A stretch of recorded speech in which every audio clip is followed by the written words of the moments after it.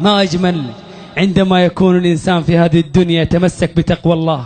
أنا أقول لمن ابتعد عن تقواه ولمن ابتعد عن الله، أقول لك يا شاكيا هم الحياة وضيقها، أبشر فربك قد أبان المنهجا.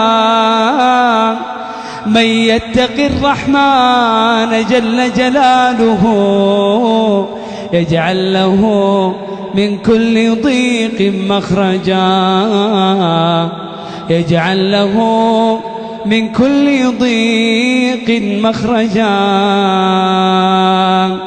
إلهي وقفت دموعي تسيل، قولها الآن بينك وبين نفسك، وقلبي ببابك باك ذليل، فذنبي كبير وزادي قليل، فمنا علي بعفو جميل، فمنا علي بعفو جميل.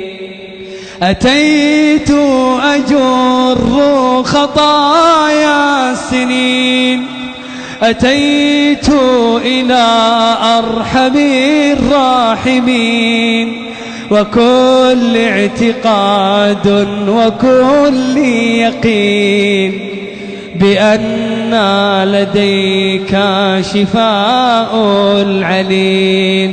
إلهي إلهي بمن أرتجي، وقلبي ببابك باك ذليل. وأحسن منها قول ربي ففروا إلى الله إني لكم منه نذير مبين.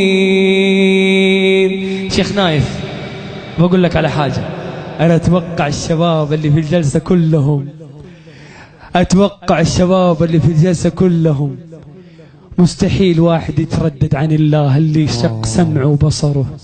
مستحيل أمك اللي حضنت في بطنها 9 أشهر، أمك اللي إذا طلبتها طلبة ما ترفض طلبك، إذا طلبت منك طلب تنفذ طلبها. الله يناديك ويقول يا أيها الذين آمنوا توبوا إلى الله توبة نصوحا، وتوبوا إلى الله جميعا أيها المؤمنون لعلكم تفلحون.